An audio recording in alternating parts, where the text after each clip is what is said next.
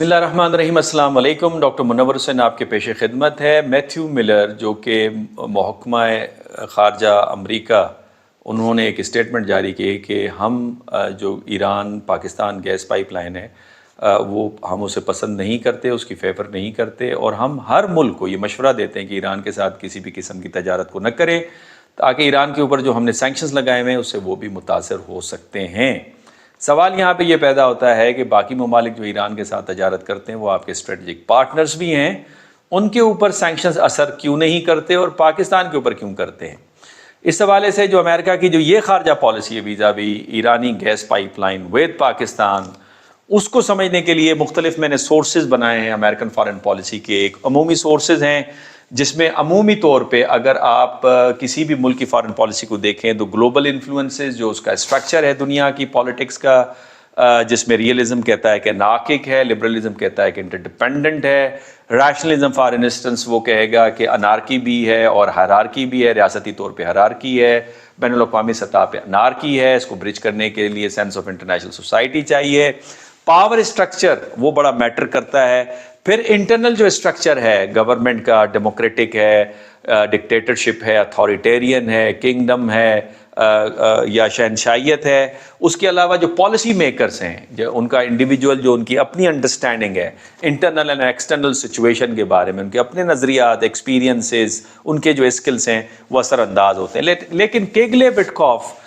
جو انہوں نے کتاب لکھی American foreign policy 5th edition, اگر آپ دیکھیں انہوں نے ایک چارٹ بنایا ہے جس میں 5 کیٹیگریز بتائیں جو انفلوئنس کرتی ہیں امریکن فارن پالیسی کو، جو کہ میوچولی ایگزاسٹو بھی ہیں اور میوچولی ایکسکلوسیو بھی ہیں، اوور لیپ نہیں کرتے۔ یہ 5 براڈ کیٹیگریز ہیں اور یہ ان پٹس کے طور پہ لیے جاتے ہیں جو کہ کنورٹ ہوتے ہیں انٹو آؤٹ پٹ، یعنی ان پٹ یہ انفلوئنسز اور آؤٹ پٹ جو فارن پالیسی بن کے جو ڈیسیشن میکنگ کی شیپ میں وہ بنتا ہے۔ تو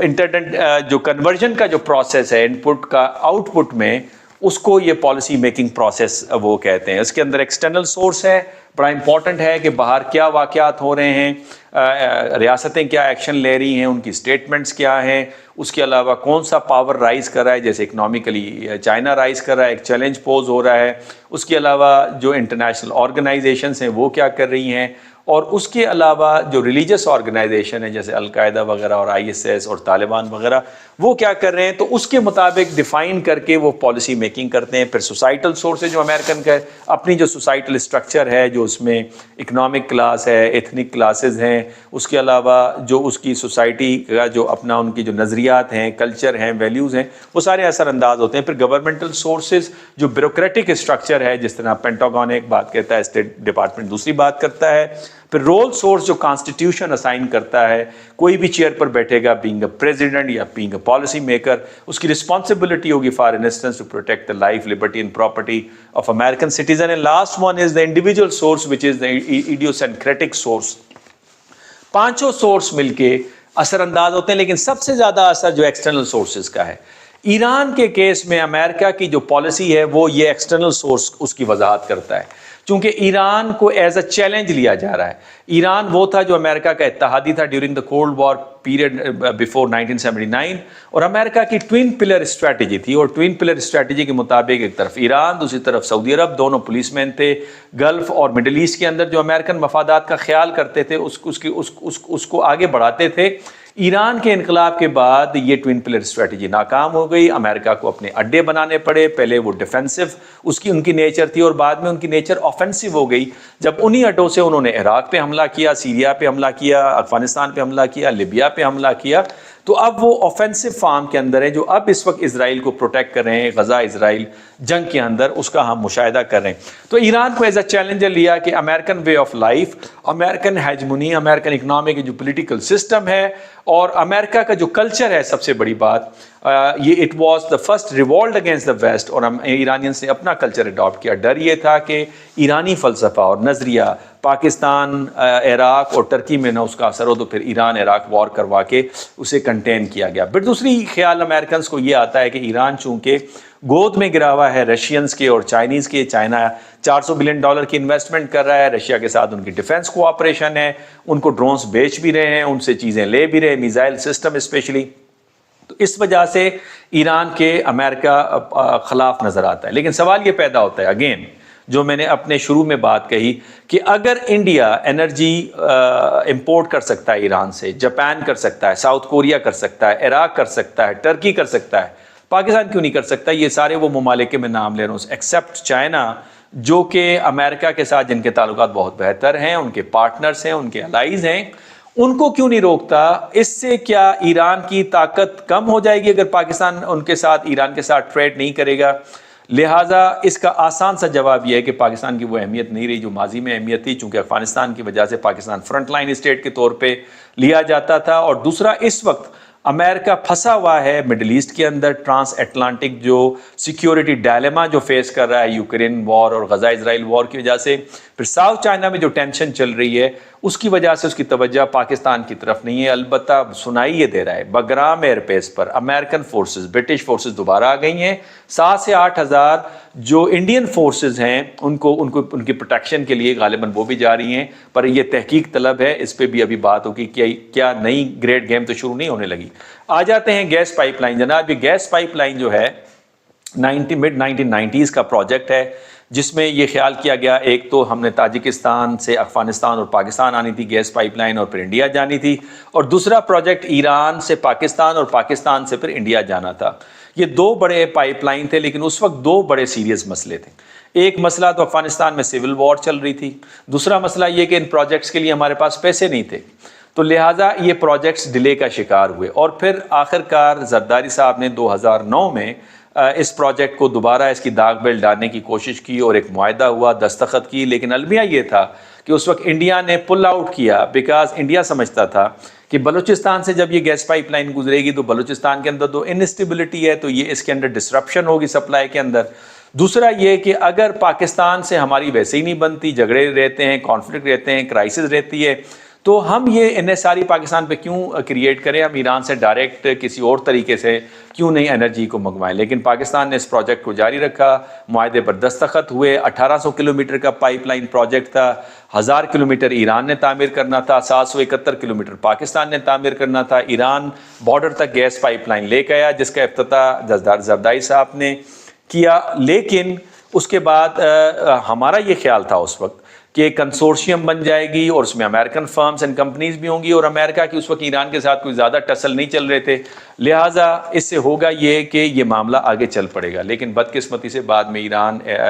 کے جو مسائل ہیں وہ امریکہ کے ساتھ بڑے گہرے ہو گئے، بڑے شدید ہو گئے، امریکہ نے سینکشنز امپوز کر دیے ایران کے اوپر، اور سارے ممالک کو تنبیہ کی کہ آپ ایران کے ساتھ تجارت نہ کریں۔ اس طرح یہ ڈیلے ہوا 2013 تک، ہم نے اس کو ری نیگوشیٹ کرنے کی کوشش کی، تھوڑا سا ٹائم بائے کیا، اس کے بعد 2019 میں دوبارہ ری نیگوشیٹ کیا عمران خان کی حکومت میں، اور ہم نے دوبارہ ٹائم بائن کیا اور نئے ایک معاہدہ سائن کیا، اس کا ٹائم بھی مکمل ہو گیا۔ اس حوالے سے ایران نے 3 نوٹسز جاری کر دیے ہیں، اور میں سمجھتا ہوں 6 سے 8 بلین ڈالر، یا سوری میرا خیال ہے لگ بھگ کوئی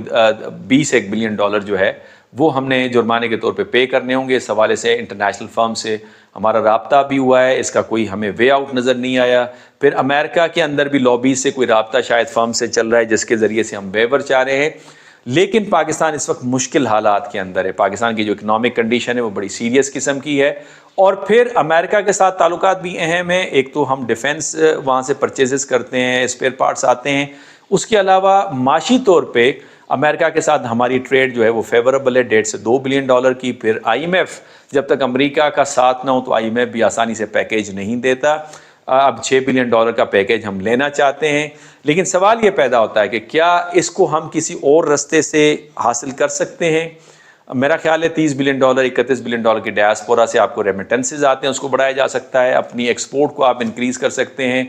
اور ویسے بھی ملٹی پولر ورلڈ ہے، سارے انڈے امریکہ کی باسکٹ میں رکھنا عقل مندی بھی نہیں ہے۔ کاؤنٹر بیلنس کرنا ہوگا، دوسرے مراکز طاقتوں سے رابطہ کرنا ہوگا، اہم ممالک سے جو امریکہ کے بھی قریب ہیں، جو امریکہ کے ساتھ کمپیٹ بھی کر رہے ہیں، تاکہ امریکہ کو کنونس کیا جا سکے کہ جب آپ نے انڈیا کو، چائنا کو، جاپان کو، ساؤتھ کوریا کو، عراق کو، ٹرکی کو ویور دیا ہوا ہے، تو پاکستان سے کو ویور نہ دے کر کس طرح سے آپ ایران کی بڑھتی ہوئی طاقت یا اثر و رسوخ کو خطے میں روک پائیں گے؟